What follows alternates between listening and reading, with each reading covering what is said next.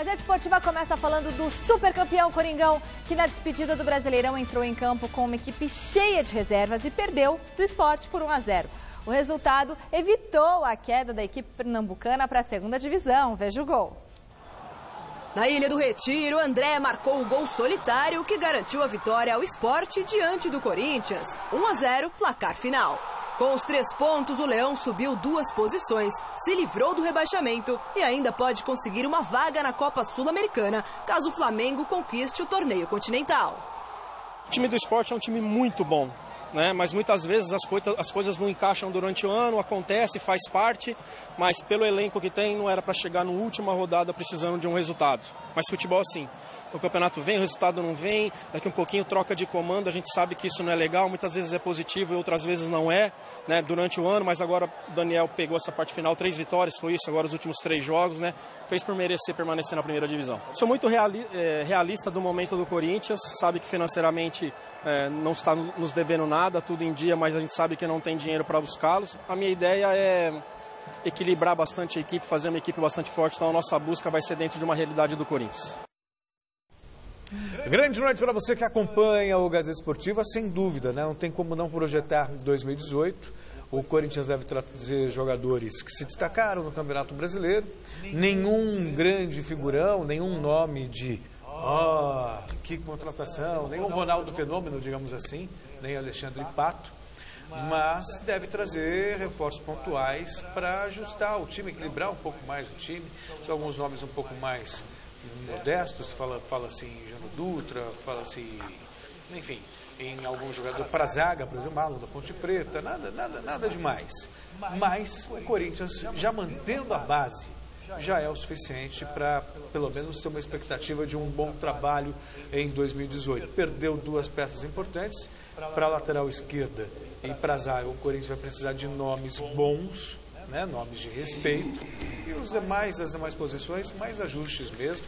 Sobre o Sport, a permanência na primeira divisão dependeu também de outros resultados. O Curitiba falhou e aí o melhor que conseguiu a manutenção na primeira divisão do futebol brasileiro. Aliás, sorte do Sport e também do Vitória, que o Curitiba vacilou. Flávio, boa noite. Boa noite, Celso. Boa noite, Michele, amigos do Gazeta Esportiva. O Corinthians realmente não tem que fazer grande dinheiro para isso, né? E não tem que ficar fazendo grandes investimentos. E ele está falando em alguns nomes, alguns aí, que eu entendo que não precisa trazer. Para fazer isso, traz moleque da base. Tem nenhuma necessidade.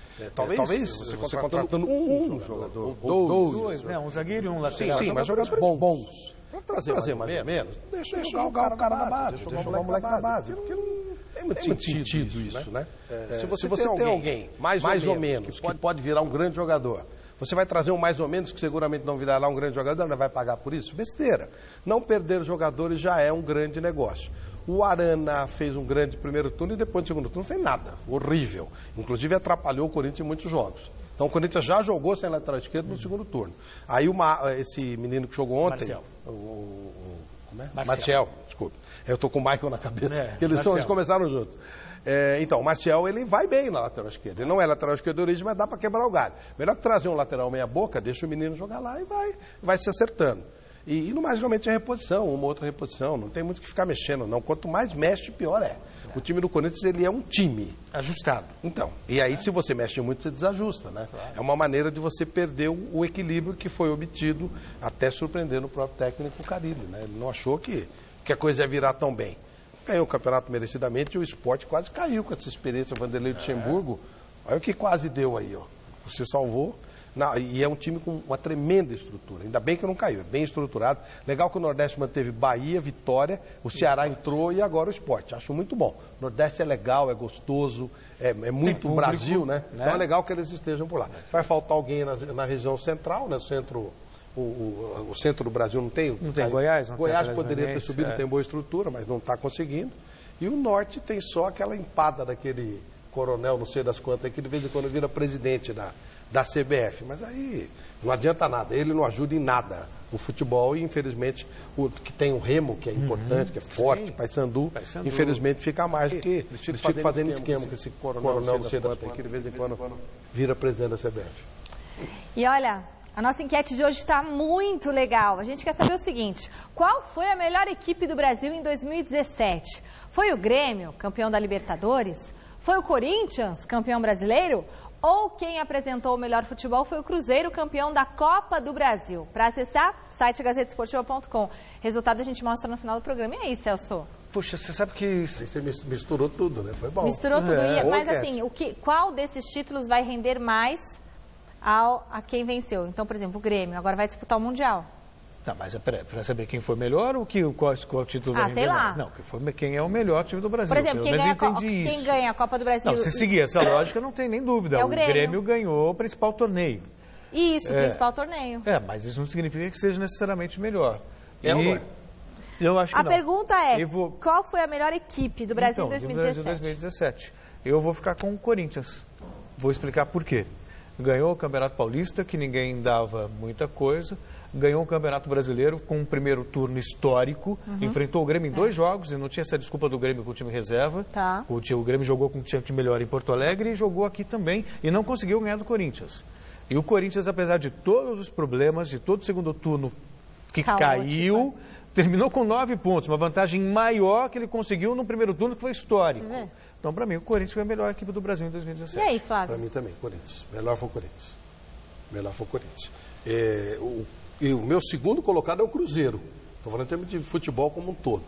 O absurdo do Corinthians no primeiro turno, no melhor sentido da palavra, fez com que ele fosse o diferencial. Mas o título mais importante foi o do Grêmio. É isso? Mas o Corinthians não disputou o Libertadores. Mas não necessariamente o campeonato mais difícil. É exatamente porque isso. A Libertadores, se o Corinthians estivesse na Libertadores... Não, aí não.